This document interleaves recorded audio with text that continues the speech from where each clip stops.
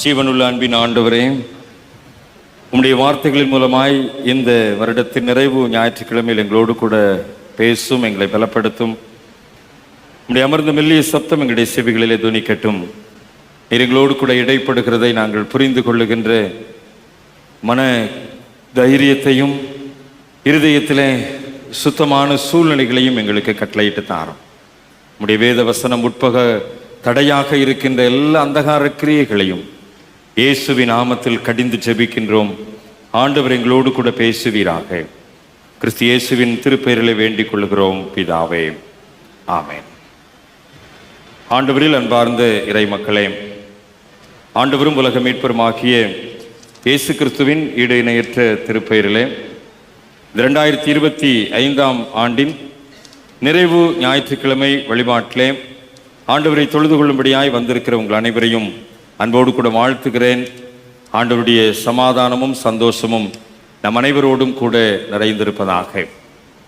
இந்த ஞாயிற்றுக்கிழமை நம்முடைய தென்னிந்திய திருச்சபை ஒழுங்கின்படி குடும்ப ஞாயிறு என்று சொல்லி அழைக்கப்படுகின்றது. கிறிஸ்து பிறந்த திருநாளுக்கு பின் வருகின்ற இந்த முதல் ஞாயிற்றுக்கிழமை குடும்ப ஞாயிறாக அழைக்கப்படுகின்றது. காரணம், ஆண்டவர் இயேசு கிறிஸ்து ஒரு குடும்ப சூழ்நிலையிலே யோசேப்பு, மரியாள், இயேசு என்ற அந்த ஒரு நல்ல அழகிய குடும்பம், அந்த குடும்பம் தங்களுடைய பயணத்தை தொடக்கி இருக்கிறது. ஆகவே அதை கிறிஸ்துவனுடைய பிறப்பின் பண்டிகை ஆசரித்த நாம் அப்படி ஒரு குடும்ப பயணத்தை நாம் மேற்கொள்ள வேண்டும் என்று சொல்லி இந்த ஞாயிற்றுக்கிழமை குடும்ப ஞாயிறாக ஆசரிக்கப்படுவது வழக்கம். ஆனால் நம்முடைய ஆலயத்தில் டிசம்பர் மாதத்தின் முதல் ஞாயிற்றுக்கிழமையை குடும்ப ஞாயிறாக நாம் ஆசரித்து விடுகின்றோம். ஆகவே இந்த நிறைவு ஞாயிற்றுக்கிழமை ஒரு நிறைவு ஜெபத்தோடு கூட நாம் நிறைவு செய்து விடுகின்றோம். ஆனால் நாம் குடும்பமாக ஆண்டவருக்கு நன்றி செலுத்துவதற்குரிய திருமறை பாடங்கள் தான் இந்த நாளுக்குரிய சிந்தனையிலே நமக்கு கொடுக்கப்பட்டிருக்கின்றது. அதோடு கூட இன்னொரு காரியத்தை நான் உங்களுக்கு இந்த நாளில் நினைவுபடுத்த விரும்புகின்றேன். டிசம்பர் மாதம் 28ஆம் தேதி குற்றமில்லா பாலகரின் திருநாள் என்று அழைக்கப்படுகின்றது. குற்றமில்லா பாலகரின் திருநாள் என்று சொல்லி இந்த டிசம்பர் மாதம் 28ஆம் தேதி அழைக்கப்படுகின்றது. காரணம் என்னவென்று சொன்னால், குற்றமில்லாத பாலகர்கள் இயேசுவினுடைய பிறப்பின் நேரத்திலே கொலை செய்யப்பட்டார்கள். ராமாவிலே அழுகுரல் கேட்டது, எரேமியாவின் தீர்க்க தரிசனம் நிறைவேறியது. ஏரோதுவினுடைய வன்கொடுமையினால் குற்றமில்லாத பாலகர்கள் அங்கே கொலை செய்யப்பட்டார்கள். அந்த கொலை செய்யப்பட்ட அந்த சூழலை நினைவு கூறுகின்ற வகையிலே டிசம்பர் மாதத்தின் 28ஆம் தேதி குற்றமில்லா பாலகரின் திருநாள் என்று சொல்லி அது அழைக்கப்படுகின்றது. இயேசுவை அழிக்கும் நோக்கத்தோடு பெத்லகேமிலும் அதன் சுற்றுப்புறங்களிலும் இருந்த 2 வயதுக்குட்பட்ட ஆண் குழந்தைகள் கொலை செய்யப்பட்ட வரலாறு நமக்கு தெரியும். ஆனால் வரலாற்றிலே ஏரோதுவினுடைய செயல்பாடு மாத்திரம் ஒரு கொலைகாரனாக அடையாளப்படுத்தப்பட்டது என்று சொல்லி நாம் நினைத்தாலும், இன்றைக்கும் இந்த குற்றமில்லா பாலகர்கள் கொலை செய்யப்பட்டு கொண்டிருக்கின்ற சூழ்நிலை இன்றைக்கும் பல இடங்களிலே அரங்கேறி கொண்டுதான் இருக்கிறது என்பதையும் நினைவு கூர்ந்து அப்படிப்பட்ட குழந்தைகளுக்காக ஜெபத்தை ஏறெடுப்பதும் இந்த டிசம்பர் மாதம் 28ஆம் தேதியினுடைய மிக முக்கியமான நோக்கம் என்று சொன்னால் அது மிகையாகாது. குற்றமில்லா பாலகர்கள் யார் என்று சொன்னால், படிப்பதற்கு வாய்ப்பு மறுக்கப்படுகின்றவர்கள் குற்றமில்லா பாலகர்களாக அடையாளப்படுத்தப்படுகின்றார்கள். இன்றைக்கு நம்முடைய பிள்ளைகள் எல்லாம் மெட்ரிகுலேஷன், சிபிஎஸ்சி, ஐசிஐசி என்று சொல்லி படித்து கொண்டிருக்கிறார்கள். ஆனால் நீங்கள் கிராமங்களிலே சென்று பார்க்கின்ற போது படிப்பதற்கு வாய்ப்பு மறுக்கப்படுகின்ற பாலகர்களுடைய எண்ணிக்கை அதிகம். அதற்குரிய சூழ்நிலைகள் இன்றைக்கு குறைவு. கிராமங்களை விட நீங்கள் மலைவாழ் மக்கள் மத்தியிலே நீங்கள் சென்று பார்க்கின்ற போது அப்படிப்பட்ட நிலைமையிலே வாழ்கின்ற பாலகர்களை நினைவு கூறுவதற்கு இந்த நாளிலே ஆண்டவர் நமக்கு கிருபை செய்திருக்கிறார். ஒருவேளை அப்படிப்பட்ட பாலகர்களுடைய எதிர்காலத்தையும் நினைவு கூர்ந்து நாம் நம்முடைய ஜெபத்திலே நினைவு கூறுவது ஆண்டவர் நமக்கு இன்றைய நாளிலே கொடுத்திருக்கின்ற ஒரு விஷயம். இது ஒரு புறம். இன்னொரு புறம், இன்றைக்கு குழந்தை தொழிலாளர்கள் இல்லை என்கின்ற ஒரு வாசகம் அநேக நிறுவனங்களிலே, அநேக தொழில் ஸ்தலங்களிலே வைக்கப்பட்டிருக்கிறது. ஆனால் அதையும் மீறி குழந்தை தொழிலாளர்கள் இன்றைக்கு பயன்படுத்தப்படுகின்றார்கள். அப்படி பயன்படுத்தப்படுகின்ற பாலகர்களில் இந்த குற்றமில்லா பாலகர்களாக அடையாளம் படுத்தப்படுகின்றார்கள். அப்படிப்பட்ட குழந்தைகளுக்காக ஜெபிக்க வேண்டியது அவசியம். நான் பல நேரங்களில் நினைவுபடுத்தியிருக்கிறேன். சிவகாசி பகுதிகளிலே, பட்டாசு தொழிற்சாலை பகுதிகளிலே அநேக பாலகர்கள், சிறு பிள்ளைகள் வேலை செய்கின்றார்கள். அவர்கள் வேலை செய்வது நிமித்தமாக அவர்களுடைய ஆரோக்கியம் பாதிக்கப்படுகின்றது. கருமருந்திலே கைகளை வைத்து அவர்கள் அந்த மருந்து வேலை செய்துவிட்டு அப்படியே அவர்கள் உணவை உட்கொள்வது நிமித்தமாக அவர்களுடைய ஆரோக்கியம் பாதிக்கப்படுகின்றது. அப்படிப்பட்ட குற்றமில்லா பாலகர்களை நினைவு கூற வேண்டியது அவசியமாயிருக்கிறது. அதே போல இன்னும் இறால் பண்ணைகளிலே அநேக குழந்தைகள் அந்த இறால் ஓடுகளை உடைப்பதற்காக பயன்படுத்தப்படுகின்றார்கள். நீண்ட நேரம் தண்ணீருக்குள்ளாக நிற்பதும், நீண்ட நேரமாக ஐஸ் குளிர்ந்த நீருக்குள்ளாக கைகளை வைத்து அந்த பணியை செய்வதும் அந்த குழந்தைகளுடைய இரத்த ஓட்டத்தை பாதிக்கின்றது. அப்படிப்பட்ட குற்றமில்லா பாலகர்களை நாம் நினைவு கூற வேண்டியது அவசியமாக இருக்கிறது. இன்னும் மிக முக்கியமாக சொல்ல வேண்டிய ஒரு காரியம், அநேக சிசு கொலை, அந்த குற்றமில்லா பாலகர்களையும் நாம் நினைவு கூற வேண்டியது அவசியமாக இருக்கிறது. ஒருவேளை பெண் குழந்தைகள் பிறந்து விட்டால் கொலை செய்கின்ற பழக்கம் நம்முடைய தமிழ்நாட்டிலேயே உசிலம்பட்டி பகுதிகளிலே, சேலம் பகுதிகளிலே அரங்கேறி இருக்கிறதை நாம் மறுக்க முடியாது. ஒருவேளை அப்படிப்பட்ட சிசு கொலை செய்யப்படுகின்ற நிலைமையிலே அப்படிப்பட்ட குற்றமில்லா பாலகர்களை நாம் நினைவு கூற வேண்டியது அவசியமாக இருக்கிறது. இன்னும் சொல்ல வேண்டும் என்று சொன்னால், மிக முக்கியமாக கருச்சிதைவு செய்யப்படுகின்ற நிலைமை, அபார்ட் பண்ணப்படுகின்ற கருக்கள், அந்த குற்றமில்லா பாலகர்களை நினைவு கூற வேண்டியது அவசியமாக இருக்கிறது. ஆக குற்றமில்லா பாலகர்கள் என்று சொன்னால், அன்றைக்கு ஏரோது 2 வயதுக்குட்பட்ட குழந்தைகளை கொலை செய்ததன் மாத்திரம்தான் ஏரோது வன்முறையாளனாக மாத்திரமல்ல, நான் சொன்ன இந்த வரிசையிலே ஏதாவது ஒரு இடத்துல நீங்களும் நானும் இடம் பெற்றிருப்போமே, ஆனால் நாமும் ஏரோதுகளாகத்தான் வாழ்ந்து கொண்டிருக்கிறோம்.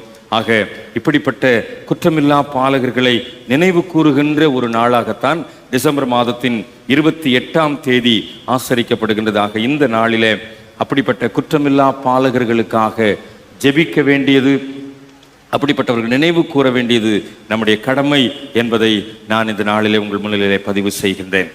குடும்ப ஞாயிறு என்கின்ற வகையிலே ஒருவேளை பாலகன் இயேசு கிறிஸ்துவனுடைய பிறப்பின் பண்டிகையை ஆசரித்த நாம், நம்முடைய குடும்பங்களிலே நாம் சந்தித்த மகிழ்ச்சி, நாம் சந்தித்த ஒரு மன நிறைவு, நாம் பெற்றுக்கொண்ட சமாதானம் தொடர்ந்து நம்முடைய குடும்பங்களிலே ஆளுகை செய்ய வேண்டும் என்பது நாம் இன்றைக்கு ஆண்டவருடைய சமூகத்தில் எதிர்பார்க்கின்ற ஒரு காரியம். இன்றைக்கு இந்த வருடத்தின் நிறைவு ஞாயிற்றுக்கிழமையில நாம் கடந்து வந்திருக்கிறோம். 52 ஞாயிற்றுக்கிழமைகள் ஒரு வருடத்திற்கு இருக்கிறது என்று சொன்னால், இந்த 52வது ஞாயிற்றுக்கிழமையிலே ஆண்டவருடைய சன்னிதானத்தில் நாம் வந்திருக்கிறோம். சற்று நாம் நம்மை திறனாய்வு செய்து பார்க்க, நாம் சற்று நம்முடைய விசுவாச பயணத்தை திரும்பி பார்க்க அழைக்கப்படுகின்றோம். ஆகாய் தீர்க்கதரிசி சொல்லுகிறார், உன் வழிகளை சிந்தித்து பாருங்கள் என்று சொல்லி 1ஆம் அதிகாரம் 5ஆம் வசனத்திலும் 7ஆம் வசனத்திலும் திரும்பவும் சொல்லப்படுகின்ற ஒரு காரியம், வழிகளை சிந்தித்து பார்க்க வேண்டியது அவசியம். இந்த வருடத்தின் நிறைவு நாட்களிலே அப்படி நாம் நம்முடைய வழிகளை சிந்தித்து பார்க்க வேண்டியது அவசியமான ஒரு காரியம். நம்முடைய வழிகள், நாம் கடந்து வந்த நம்முடைய வழிகள், இந்த வருடம் தொடங்கின நாளிலிருந்து, முதல் ஞாயிற்றுக்கிழமையிலிருந்து இந்த ஞாயிற்றுக்கிழமை வரை நாம் நம்முடைய வழிகளை சிந்தித்து பார்க்க வேண்டியது அவசியமாக இருக்கின்றது. ஒருவேளை நாம் நமக்குள்ளாக கேள்வி எழுப்பி பார்ப்போமே என்று சொன்னால், 52 ஞாயிற்றுக்கிழமைகளும் ஆராதனையிலே நாம் பங்கு பெற்றோமா? இந்த ஆலயத்திலே ஆண்டவரை ஆராதித்தோமா? நமக்கென்று ஆண்டவர் தந்த இந்த ஆலயம், நமக்கென்று ஆண்டவர் கொடுத்த இந்த மகிமையான ஸ்தலம், இந்த ஸ்தலத்திலே ஒவ்வொரு ஞாயிற்றுக்கிழமையும் தவறாமல் இந்த ஆண்டு முழுவதும் நாம் பங்கு பெற்றிருக்கின்றோமா? சற்று நாம் நம்மை நிதானித்து பார்க்க, நாம் நம்மை சற்று ஆராய்ந்து பார்க்க அழைக்கப்படுகின்றோம். பல நேரத்திலே நம்முடைய குடும்ப காரியங்களை முன்வைத்து அல்லது நம்முடைய பணிகளை முன்வைத்து ஆலய ஆராதனைகளை, ஆலய வழிபாடுகளை நாம் அசட்டை செய்திருப்போமே, ஆனால் இந்த நிறைவு ஞாயிற்றுக்கிழமையிலே ஆண்டவருடைய சன்னிதானத்திலே மனம் வருந்தி ஆண்டவருடைய சமூகத்திலே ஒப்புரவாக நாம் அழைக்கப்படுகின்றோம். நம்முடைய பணிகள் அல்லது நம்முடைய குடும்ப சூழ்நிலை அல்லது நம்முடைய பலவீனங்கள் நமக்கு வழிபாட்டிலே கலந்து கொள்வதற்கு தடையாக இருந்திருக்குமே, ஆனால் இந்த நிறைவு ஞாயிற்றுக்கிழமையில ஆண்டவருடைய சமூகத்திலே நம்மை ஒரு கணம் சீர்தூக்கி பார்க்க அழைக்கப்படுகின்றோம்.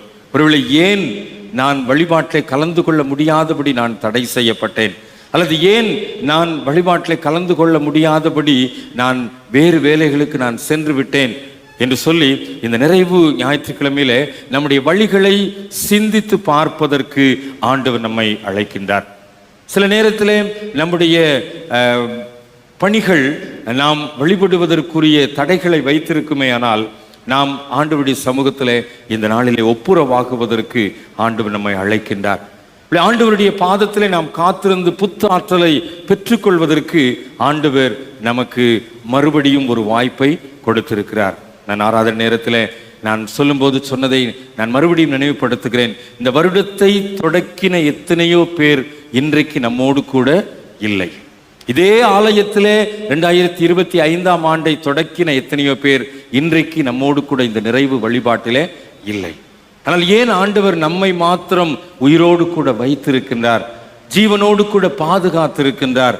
ஆண்டவர் நமக்கு கொடுத்திருக்கிற அந்த மூச்சு காற்றை ஏன் நமக்கு நிலைப்படுத்தி இருக்கிறார் என்று சொல்லி நம்மை நாமே ஆராய்ந்து பார்த்து நம்மை ஆண்டவருடைய சமூகத்திலே தாழ்மையோடு கூட ஒத்துக்கொண்டு ஆண்டவருடைய பாதத்திலே ஆக இவ்வளவு தூரம் ஆண்டவர் நமக்கு பாராட்டின கிருபையை எண்ணி ஒரு நன்றி செலுத்துகின்ற எண்ணத்தோடு கூட இன்னைக்கு ஆண்டவருடைய பாதத்திலே நேரத்தை செலவிடுவதற்கு நாம் இந்த நிறைவு ஞாயிற்றுக்கிழமையை நாம் அமைத்துக் கொள்வோம். சற்று நாம் புரட்டி பார்ப்போம். இந்த வருடத்திலே எத்தனை மரண வீடுகளுக்கு நாம் சென்றிருக்கின்றோம், எத்தனை மரணங்களை கண்கூடாக கண்டிருக்கிறோம், எத்தனை மரண வீடுகளுக்கு இந்த வருடத்திலே நாம் சென்றிருக்கின்றோம். சற்று நாம் யோசித்து பார்ப்போம்.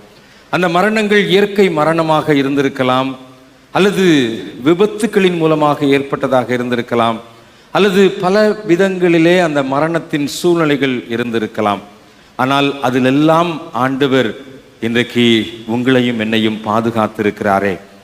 அந்த மரணத்தின் சூழ்நிலையை அல்லது மரணத்தின் வாசனையை நுகர்ந்து விடாதபடி ஆண்டவர் நம்மை பாதுகாத்து இந்த நிறைவு ஞாயிற்றுக்கிழமைக்குள்ளாய் ஆண்டவர் நம்மை வழி நடத்தி இருக்கிறாரே. ஆண்டவருக்கு நாம் நன்றி செலுத்த வேண்டியது, ஆண்டவரை நாம் ஸ்தோத்திரிக்க வேண்டியது அவசியமாக இருக்கின்றது. அந்த ஸ்தோத்திர பலிகளை இடுகின்ற போது ஆண்டவரை நாம் மகிமைப்படுத்தி ஆண்டவர் நமக்கு பாராட்டின எல்லா தயவையும் எண்ணி, ஆண்டவர் நமக்கு செய்த எல்லா கிருபைகளையும் எண்ணி ஆண்டவரை நாம் ஸ்தோத்தரிக்கின்ற போது ஆண்டவர் நிச்சயமாக நம்மை நீதியின் பாதையிலே சத்தியத்தின் வழியிலே நடத்துவார் என்பதிலே சந்தேகமில்லை. 66ஆம் சங்கீதத்திலே 12ஆம் வசனத்தை நீங்கள் வாசித்து பார்க்கின்ற போது ஒரு உண்மையை நீங்கள் புரிந்து கொள்ள முடியும். 66ஆம் சங்கீதத்தின் 12ஆம் வசனம் எப்படியாய் சொல்லுகின்றது? தீயையும் தண்ணீரையும் கடந்து வந்தோம், செழிப்பான இடத்தில் எங்களை கொண்டு வந்து விட்டீர். தீ, தண்ணீர், இவைகள் எல்லாவற்றையும் கடந்து வந்திருக்கிறோம். நாம் வழிகளை சிந்தித்து பார்க்கின்ற போது ஆண்டவர் நம்முடைய பயணத்திலே இந்த வருடம் முழுவதும் எத்தனை தீயை போன்ற, அக்னியை போன்ற அனுபவங்கள், தண்ணீரை போன்று நம்மை வாரிக்கொண்டு போகின்ற அனுபவங்கள், அவைகள் எல்லாவற்றையும் கடந்து வருவதற்கு ஆண்டவர் நமக்கு கிருபை செய்திருக்கிறார். செழிப்பான இடத்திலே இந்த வருடத்தின் நிறைவு நாட்களிலே ஆண்டவர் நம்மை கொண்டு வந்து சேர்த்திருக்கிறார். நம்முடைய கால்கள் இடறவில்லை, நாம் பழுவை சுமக்கின்ற போது நாம் விழுந்து போகவில்லை. ஒருவேளை ஆண்டவருடைய பாதுகாப்பு பகலிலே மேக ஸ்தம்பத்தின் மூலமாய், இரவிலே அக்னி ஸ்தம்பத்தின் மூலமாய் நம்மோடு கூட இருந்திருக்கிறது. இஸ்ரவேல் மக்கள் வனாந்தர பயணத்தை மேற்கொண்ட போது அதைத்தான் அவர்கள் அனுபவித்தார்கள். அவர்களுடைய உடைகள் பழதாய் போகவில்லை, அவர்களுடைய பாதரட்சைகள் பழமையாய் போகவில்லை. எத்தனை ஆண்டு கால பயணம், எவ்வளவு அவர்கள் அந்த பாலைவனத்திலே நடந்து வந்த சூழ்நிலை, தேவைகளெல்லாம் சந்தித்த ஆண்டவர் தண்ணீரை கேட்டபோது மதுரமான தண்ணீரை கொடுத்தவர், உணவை கேட்டபோது மன்னாவை கொடுத்து போஷித்த ஆண்டவர், நல்ல ஆசீர்வாதமான சூழ்நிலை காடைகளை கொடுத்து அவர்களை பலப்படுத்தின ஆண்டவர், கானான் தேசத்திற்குள் வருகின்ற வரை அந்த செழிப்பான சூழ்நிலையை கொஞ்சம் குறையாமல் அவர்களுக்கு வழி நடத்தி வந்தாரே. ஆவிக்குரிய இஸ்ரவேலராக இந்த 2025ஆம் ஆண்டிலே ஆண்டவர் நம்மோடு கூட இருக்கின்றதை நினைவு கூர்ந்தவர்களாய், ஆண்டவர் நம்மோடு கூட பயணம் செய்ததை நினைவு கூர்ந்தவர்களாய் ஆண்டவருக்கு நாம் நன்றி செலுத்தி ஆண்டவரை ஸ்தோத்திரிக்க நாம் அழைக்கப்படுகின்றோம். புலம்பலின் புஸ்தகம் 3ஆம் அதிகாரத்திலே 31ஆம் வசனம் இப்படியாக சொல்லுகின்றது. எரேமியாவின் புலம்பல் 3ஆம் அதிகாரம் 31ஆம் வசனம் மிகவும் தெளிவாக சொல்லுகின்றது. ஆண்டவர் என்றென்றைக்கும் கைவிட மாட்டார். அவர் சஞ்சலப்படுத்தினாலும் தமது மிகுந்த கிருபையின்படி இறங்குவார். மனப்பூர்வமாய் மனுபுத்திரரை சஞ்சலப்படுத்துகிறதில்லை. ஆண்டவர் என்றென்றைக்கும் கைவிடுகிறவர் அல்ல. சில நேரத்தில் இந்த வருடத்திலே நாம் நடந்து வந்த போது நாம் கைவிடப்பட்ட அனுபவங்கள் நாம் ஒருவேளை உணர்ந்திருக்கலாம். ஆனால் ஆண்டவர் என்றென்றைக்கும் கைவிடுகின்றவர் அல்ல. ஆண்டவர் என்றென்றைக்கும் நம்மை கைவிடுகின்ற ஆண்டவராக அல்ல, நம்மோடு கூட இணைந்து பயணிக்கின்றவர். சில நேரத்திலே சில தண்டனைகளை கொடுத்திருப்பார், சில நேரத்திலே சில சிக்ஷைகளை அனுமதித்திருப்பார். சில நேரத்தில் இந்த வருடத்திலே நாம் சில நேரம் வியாதிப்பட்டிருப்போம், பலவீனப்பட்டிருப்போம், பொருளாதாரத்திலே கஷ்டப்பட்டிருப்போம், சில முரண்பாடுகள் நம்முடைய குடும்பத்திலே நம்முடைய தனிப்பட்ட ஜீவியத்தில் இருந்திருக்கும், உண்மைதான். ஆனால் ஆண்டவர் என்றென்றைக்கும் கைவிடுகின்ற ஆண்டவர் அல்ல. இந்த வருடத்திலே நாம் மேற்கொண்ட பேரிடர்கள், பெரும் துன்பங்கள், இழப்புகள், ஏமாற்றங்கள், தோல்விகள், ஆனால் அவைகளின் மத்தியிலே ஆண்டவருடைய கரம் நம்மோடு கூட நன்மையாக இருந்திருக்கிறது. அதை நாம் மறந்து போய்விடக்கூடாது. நன்மை செய்கின்ற ஆண்டவராய் சுற்றி திரிந்தவர் நாம் விழுந்து போகின்ற போது நம்மை தூக்கி எடுக்கின்றவராய் நம்மோடு கூட இருக்கின்றார். பேதுருவினுடைய வாழ்வின் அனுபவம் நமக்கு நன்கு தெரியும். பேதுரு தைரியமாக இயேசு கடலில் நடந்த போது தானும் நடக்க வேண்டும் என்று சொல்லி விரும்பினார். ஆண்டவர் கொடுத்த அனுமதியிலே கடலிலே காலடி எடுத்து வைத்தார். இரைச்சல் நிறைந்த கடல், அலைகள் மிகுந்த கடல் பேதுருவை அச்சுறுத்தியது. கடலுக்குள்ளாக வீழ்ந்து போனார். அற்ப விசுவாசியே என்று சொல்லி ஆண்டவர் என்ன செய்தார்? உடனே பேதுருவை தூக்கி விட்டார். ஒருவேளை நாம் விழுகின்ற போது நீதான அனுமதி கேட்ட, நீயே நடந்துவான்னு சொல்லல. கடலில் நடக்க நீதான விரும்பின, நீயே நடந்துக்கோ அப்படின்னு சொல்லல. நடக்க விருப்பப்பட்டது நீதான். ஆனாலும் நீ நடக்கும் போது விழுந்து போகாமல் பாதுகாக்க வேண்டியது என்னுடைய கடமை என்பதை ஆண்டவர் அந்த இடத்திலே நிறைவேற்றியிருக்கிறார். பல நேரங்களில் நம்முடைய விருப்பங்களின்படி நாம் வாழ்ந்திருக்கிறோம், நம்முடைய சுய இச்சையின்படி நாம் ஜீவித்திருக்கிறோம், ஆண்டவருடைய சித்தத்திற்கு மாறாக நாம் செயல்பட்டிருக்கிறோம். ஆனாலும் அந்த இடத்திலேயும் ஆண்டவர் நம்மை ஒரு நாளும் என்ன செய்யவில்லை? வெட்கப்படுத்தவே இல்லை. ஆண்டவர் ஒருபோதும் கைவிடாத ஆண்டவர், என்றென்றைக்கும் கைவிட மாட்டார். இந்த வருடத்தின் நிறைவு ஞாயிற்றுக்கிழமையில ஆண்டவர் நம்மோடு கூட இடைப்படுகின்ற காரியம் அதுதான். என்றென்றைக்கும் கைவிடாத ஆண்டவர் இந்த ஆண்டு முழுவதும் நம்மோடு கூட பயணித்திருக்கின்றார். அவருடைய அந்த தயவை எண்ணி ஆண்டவருக்கு நன்றி செலுத்த நாம் கடமைப்பட்டிருக்கிறோம். பவுல் அப்போஸ்தலன் பிலிப்பிய திருச்சபைக்கு சொல்லுகின்ற போது மிகவும் அழகாக பிலிப்பியர் 4ஆம் அதிகாரத்திலே 13ஆம் வார்த்தையிலே நீங்கள் பார்க்க முடியும். பிலிப்பியர் 4:13 என்னை பலப்படுத்துகிற கிறிஸ்துவினாலே எல்லாவற்றையும் செய்வதற்கு எனக்கு பலன் உண்டு. என்னை பலப்படுத்துகின்ற ஆண்டவர்.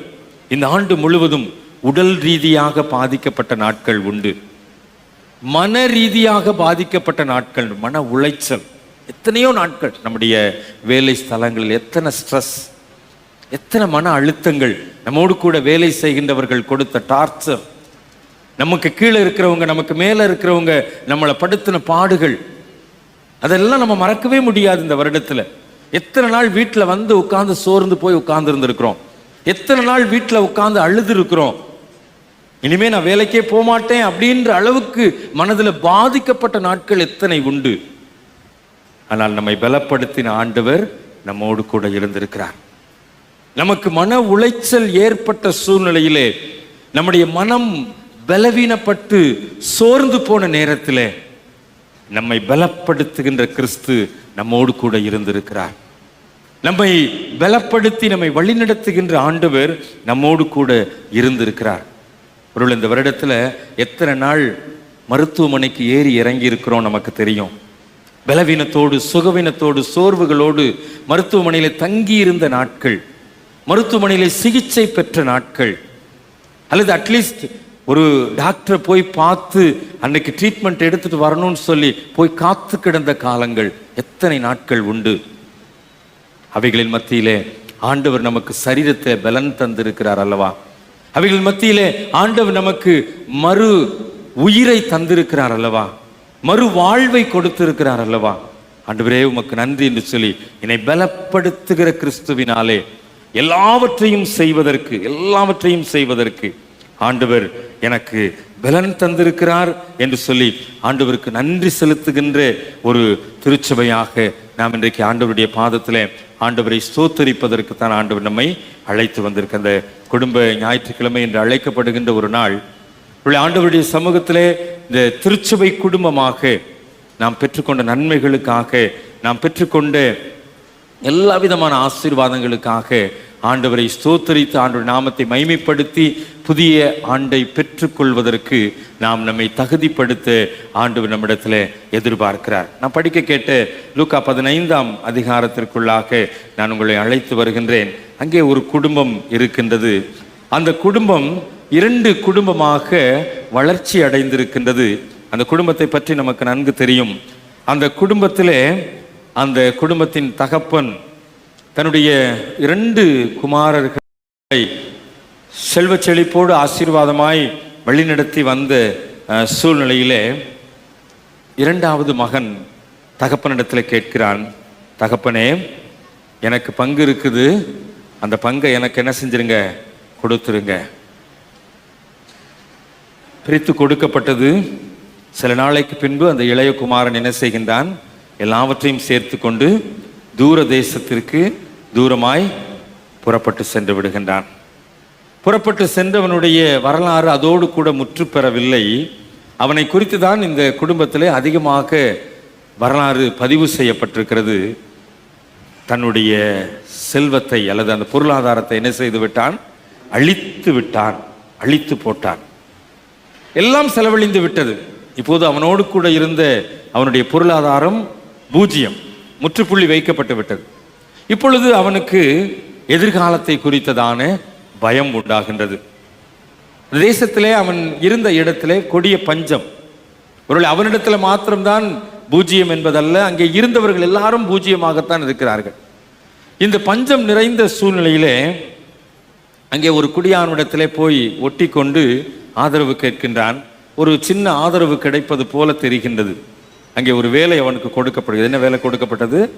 பன்றி மேய்க்கின்ற வேலை. சந்தோஷமாக புறப்பட்டு செல்கின்றான். பன்றி மேய்க்கு ஏதாவது நமக்கு கிடைக்கும், எப்படியாவது நம்ம வாழ்க்கையை நாம் அமைத்து கொள்ளலாம் என்று சொல்லி. ஆனால் அங்கே அதற்கும் ஒரு முற்றுப்புள்ளி வைக்கப்பட்டது என்று தான் சொல்லலாம்.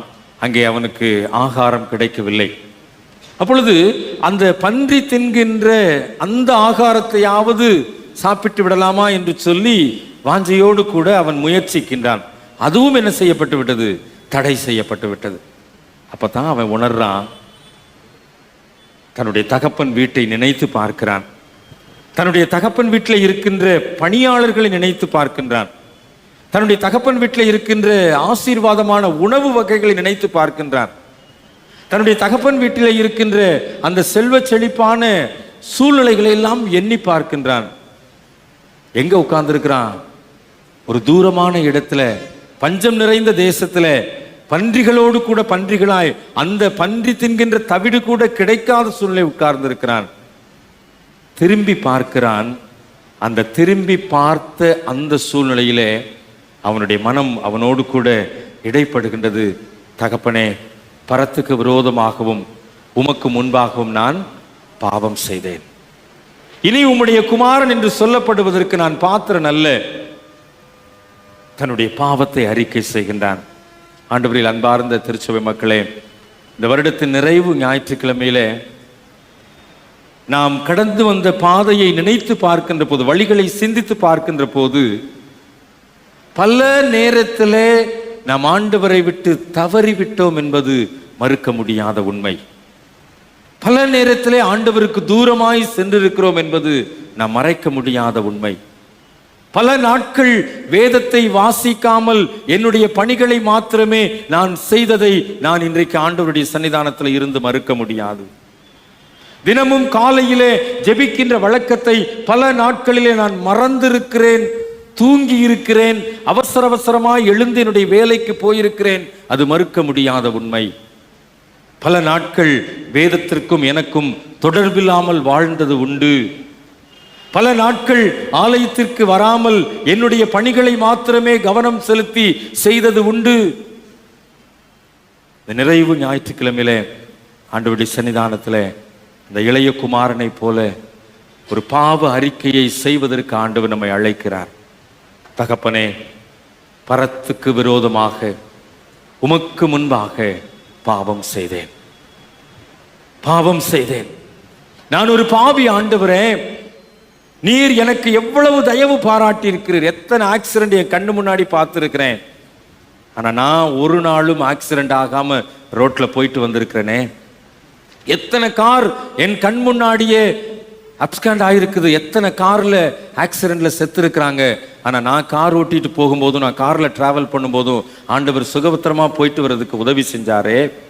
எத்தனை பஸ்ல, எத்தனை ட்ரெயின்ல, எத்தனை ஆகாய விமானத்துல இந்த வருடத்துல நடந்த விபத்துக்கள், கோரமான விபத்துக்கள். பஸ்ஸில் டிராவல் பண்ணியிருக்கிறோமே, ட்ரெயினில் டிராவல் பண்ணியிருக்கிறோமே, ஃப்ளைட்டில் டிராவல் பண்ணியிருக்கிறோமே. ஒரு நாள் கூட நம்ம போன பஸ்ஸு ஆக்சிடென்ட் ஆகாம ஆண்டவர் இன்னைக்கு இந்த கடைசி ஞாயிற்றுக்கிழமை ஆலயத்தில் வந்து உட்கார வச்சிருக்கிறாரே. எத்தனை நாள் வேதத்தை மறந்திருக்கின்றோம், எத்தனை நாள் ஜெபிக்காமல் இருந்திருக்கின்றோம், எத்தனை நாள் ஆலயத்திற்கு வராமல் வாழ்ந்திருக்கின்றோம். ஒரு அசாத்திய துணிச்சல், ஒரு மிதம் மிஞ்சிய ஒரு ஆன்மீக வளர்ச்சி. எத்தனை நாட்கள் இன்னைக்கு ஆண்டவருடைய சன்னிதானத்தில் அறிக்கை செய்வோம். தகப்பனே, பரத்துக்கு விரோதமாக உமக்கு முன்பாக பாவம் செய்தது உண்மை, நான் செய்தது பாவம் உண்மை. ஆனாலும் எனக்கு தயவு பாராட்டி இன்றைக்கு இந்த கடைசி ஞாயிற்றுக்கிழமை ஆலயத்திற்குள் அழைத்து வந்திருக்கிறீரே. நான் ஒரு பாவியாக இருந்தாலும், நான் உம்மை விட்டு தூரமாய் போனவனாயிருந்தாலும், நான் ஏரோதுவை போல வாழ்ந்திருந்தாலும், இன்னைக்கு ஆண்டவருடைய சமூகத்திலே அழைத்து வந்திருக்கிறீரே. நான் செய்த பாவத்தை எனக்கு மன்னிப்பீரா என்று சொல்லி ஆண்டவருடைய சமூகத்திலே மன்னிப்பு வேண்டுகின்றவர்களாய் இன்றைக்கு நாம் நம்மை மனத்தாழ்மையோடு ஒப்படைக்க ஆண்டவர் நமக்கு இந்த நிறைவு ஞாயிற்றுக்கிழமையை கொடுத்திருக்கிறார். அவன் திரும்ப திரும்ப சொல்லுகிறான், நான் எழுந்து என் தகப்பனுடைய வீட்டிற்கு போய் தகப்பனிடத்துல சொல்லுவேன், பரத்துக்கு விரோதமா உமக்கு முன்பா பாவம் செய்தேன், இனிமேல் உம்முடைய குமாரன் என்று சொல்லப்படுவதற்கு நான் பாத்திரன், அந்த தகுதியை நான் இழந்து விட்டேன். ஆண்டவர் தம்முடைய புத்திர சுவிகாரத்தினால் நம்மை மீட்டெடுத்தார். தம்முடைய சொந்த இரத்தத்தை சிலுவையிலே கொடுத்து உங்களையும் என்னையும் மீட்டெடுத்தார். ஆனால் அந்த தகுதியை நாம் என்ன செய்து விட்டோம்? இழந்து விட்டோம். இந்த உலகத்திற்குள்ளாய் போய்விட்டோம், உலகத்தோடு இணைந்து விட்டோம், உலகத்தின் ஆசாபாசங்களை நம்ம இணைத்து கொண்டு விட்டோம், உலகத்தோடு உலகமாய் வாழ்ந்து விட்டோம். நான் உலகத்தார் அல்லாதது போல நீங்களும் உலகத்தார் அல்ல என்று சொன்ன ஆண்டவரை மறந்து நான் உலகத்தான் என்று சொல்லி பல நேரத்தில் நாம் நிரூபித்துக் கொண்டிருக்கிறோம். உலகத்தோடு உலகமாய் வாழ்ந்து கொண்டிருக்கிறோம். தகுதி இழந்து விட்டோம் அன்பானவர்களே. அந்த தகுதியை நான் தவற விட்டு விட்டேன். நான் ஆண்டவருடைய பிள்ளை என்கின்ற அந்த ஒரு உரிமை இன்றைக்கு எனக்கு இல்லை. காரணம், இந்த உலகத்தோடு நான் வாழ்ந்து விட்டபடினாலே. இந்த வருடம் முழுவதும் ஆண்டவர் எனக்கும் என்னுடைய குடும்பத்திற்கும் செய்த நன்மைகளை மறந்து, ஆண்டவர் எனக்கும் என்னுடைய குடும்பத்திற்கும் செய்த எல்லா ஆசீர்வாதங்களையும் மறந்து இந்த உலகத்தோடு உலகமாய் வாழ்ந்து விட்டேனே. ஆண்டவரே, நான் ஒரு பாவி, நான் அந்த தகுதியை இழந்து விட்டேன் என்று சொல்லி மனத்தாழ்மையோடு ஒத்துக்கொள்ளத்தான் ஆண்டவர் நம்மை இன்றைக்கு அழைத்து வந்திருக்கிறார். நெஞ்சில கை வச்சு சொல்லுங்க, காலையில் எந்திரிச்ச உடனே மொபைல் தான் என் கையில் வருது, வேதாகமம் வரவில்லை. நெஞ்சில கை வச்சு சொல்லுங்க. இன்னைக்கு நாம் அப்படிப்பட்ட ஒரு சூழ்நிலை உலகத்தோடு உலகமாய் வீழ்ந்து விட்டோமே. ஆண்டவர் நமக்கென்று ஒரு புத்திர சுவிகாரத்தின் ஆவியை கொடுத்தாரே, அந்த ஆவியை இழந்து விட்டோமே. அதைத்தான் அந்த மகன் சொல்லுகின்றான், உம்முடைய குமாரன் என்று சொல்லப்படுவதற்கு நான் பாத்திரன் அல்ல, உம்முடைய பிள்ளையாக என்னை நீர் மீட்டுக் கொண்டீர், அதற்குரிய தகுதி எனக்கு இல்லை. அதனால என்னைய உம்முடைய வேலைக்காரர்ல ஒருத்தனா வச்சுக்கங்க, உம்முடைய கூலிக்காரர்ல ஒருத்தனா வச்சுக்கங்க. கூலிக்காரன் வேலை என்னங்க? எஜமா செய்கிற வேலையை செய்யணும், வாரத்திலேயோ மாசத்திலேயோ சம்பளம் கொடுப்பாங்க, அந்த சம்பளத்தை வாங்கிட்டு போய் வயிற்றை நிரப்பணும். ஒருவேளை வீட்டில் பழசு இருந்துச்சுன்னா பழசை கொடுப்பாங்க, அதை சாப்பிட்டுக்கிறலாம். மிச்சம் மீதி இருந்துச்சுன்னா கிடைக்கும். அப்படிப்பட்ட ஒரு நிலைமை தான் கூலிக்காரனோட நிலைமை, வேலைக்காரனோட நிலைமை. அப்படி என்னை வச்சுக்கோங்க. ஆனா இந்த தகப்பன் அவங்க வீட்டு கூலிக்காரனு கூட எப்படி வச்சிருந்தாரு? ராஜபோஜனத்தை வச்சிருந்தாரு. தகப்பனே, எனக்கு அது வேண்டாம், மிச்சம் மீதி இருந்தா கொடுங்க, அல்லது உங்ககிட்ட கை நீட்டி வாங்குற சம்பளத்துல நான் சாப்பிட்டுக்கிறேன், அதுக்கு எனக்கு வாய்ப்பு இருந்தா கொடுங்க போதும்னு சொல்லி எந்த அளவிற்கு இந்த இரண்டாவது குமாரனுடைய குடும்பம் தன்னை தாழ்த்தினது என்பதை இந்த இடத்துல பதிவு செய்யப்பட்டிருக்கிறதை பார்க்கிறோம். தூரமாய் போய்விட்ட குடும்பம், ஆண்டவரை விட்டு விலகி சென்று விட்ட குடும்பம், ஆண்டவரை மறந்து விட்ட குடும்பம், ஆண்டவரோடு கூட உறவு இல்லாத ஒரு குடும்பம். அப்படிப்பட்ட குடும்பம் தான் இந்த இளைய குமாரனுடைய குடும்பம். இன்னைக்கு சற்று நம்மை சீர்தூக்கி பார்ப்போம், வழிகளை சிந்தித்து பார்ப்போம். இந்த வருடத்தில் அப்படிப்பட்ட குடும்பமாய் நம்முடைய குடும்பம் வாழ்ந்திருக்குமே ஆனால், அப்படிப்பட்ட குடும்பமாய் நம்முடைய குடும்பம் இருந்திருக்குமே ஆனால், இன்னைக்கு ஆண்டவருடைய சன்னிதானத்தில் குடும்பமா சொல்லுவோம், தகப்பனே, பரத்துக்கு விரோதமா உமக்கு முன்பாக நாங்கள் பாவம் செய்த குடும்பம். இனிமேல் நாங்கள் உடைய பிள்ளைகள் என்று சொல்லப்படுவதற்கு பாத்திரவான்கள், தகுதிவான்கள் என்று அங்கீகாரம் இல்லாத ஒரு குடும்பம். அப்படிப்பட்ட மனநிலைமையோடு கூட இன்றைக்கு ஆண்டவருடைய சன்னிதானத்தில் நம்மை மறு ஒப்படைப்பு செய்வோம் என்று சொன்னால், ஆண்டவர் நமக்கு கொடுக்கின்ற அங்கீகாரம் தான் அந்த பகுதியிலே தொடர்ந்து சொல்லப்பட்டிருக்கிறது.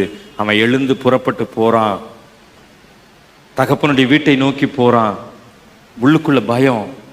ஏன்னா தகப்பனை விட்டு தூரமா பிரிஞ்ச ஒரு சூழ்நிலை, தகப்பனை விட்டு வெளியே வந்த ஒரு நிலைப்பாடு. திரும்பி போனா என்ன அங்கீகாரம் கிடைக்கும் தெரியாது.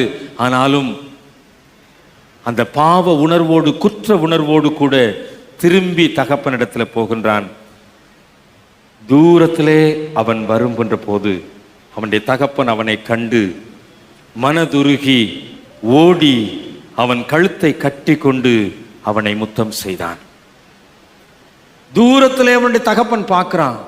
அப்போ இந்த மகன் இந்த தகப்பனை விட்டு தூரமா போனதுல இருந்து இந்த தகப்பனுடைய பார்வை எங்க தாங்க இருந்திருக்குது? என்னைக்காவது ஒரு நாள் திரும்பி வரமாட்டானா? என்னைக்காவது ஒரு நாள் திரும்பி வரமாட்டானா?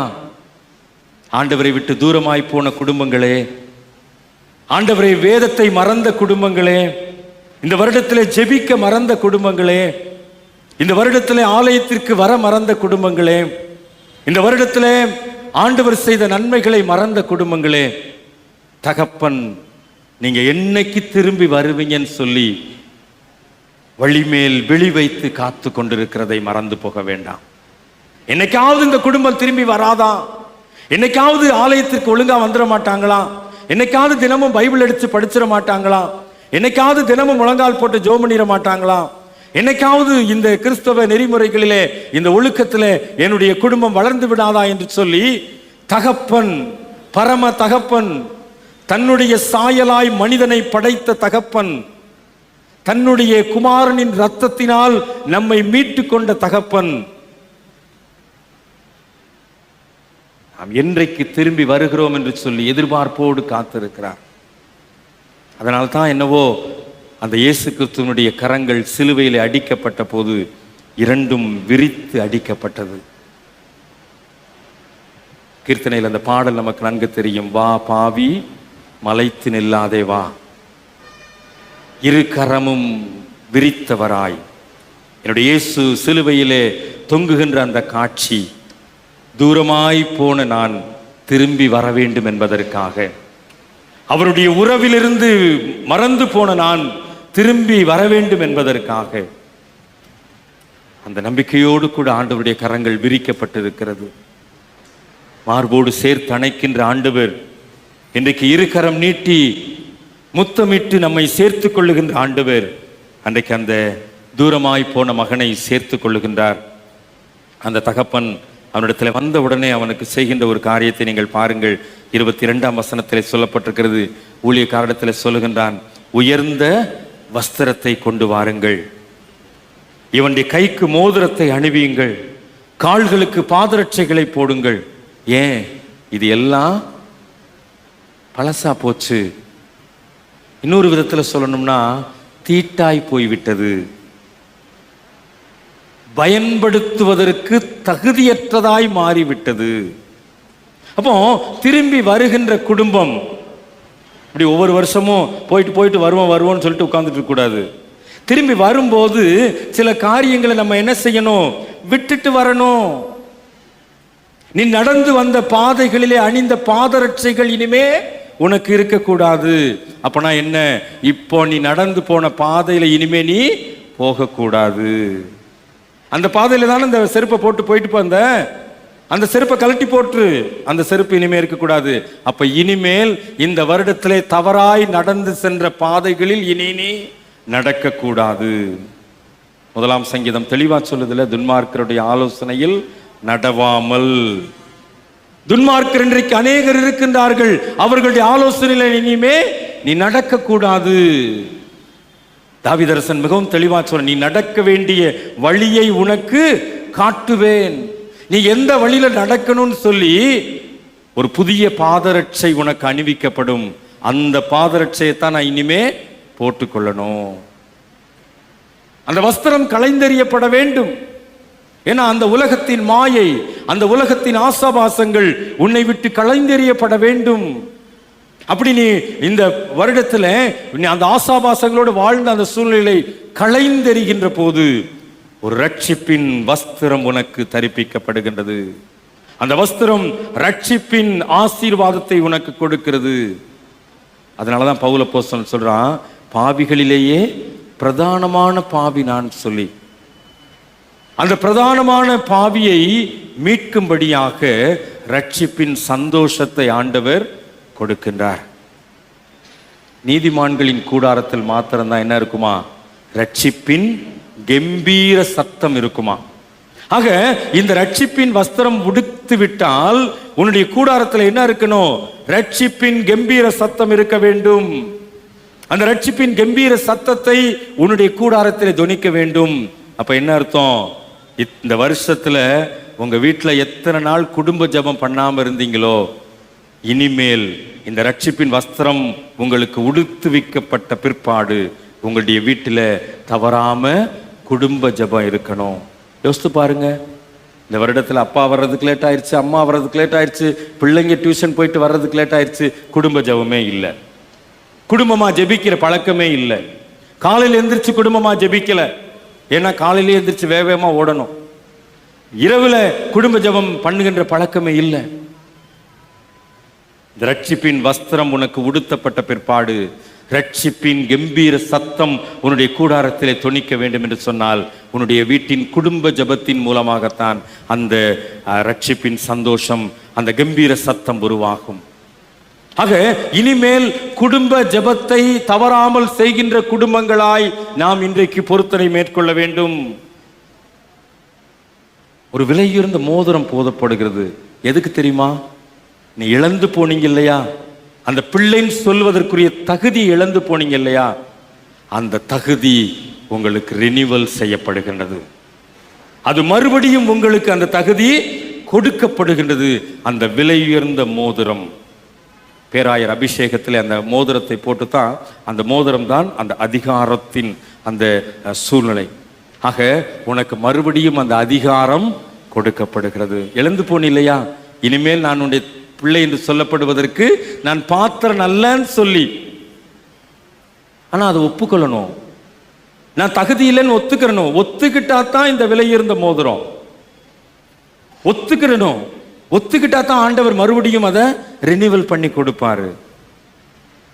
ஆக ஒரு விலையுயர்ந்த மோதிரம் நான் இழந்து போன தகுதியை மறுபடியும் எனக்கு தக்க வைக்கின்றது.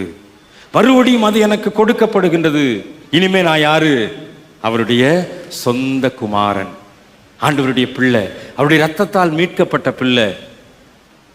அந்த ஒரு ஆசீர்வாதம், அந்த ஒரு உரிமை எனக்கு இருக்குது. ஏன்னா எனக்கு என்ன கொடுக்கப்பட்டிருக்கிறது? அந்த விலையுயர்ந்த மோதிரம் கொடுக்கப்பட்டிருக்கிறது.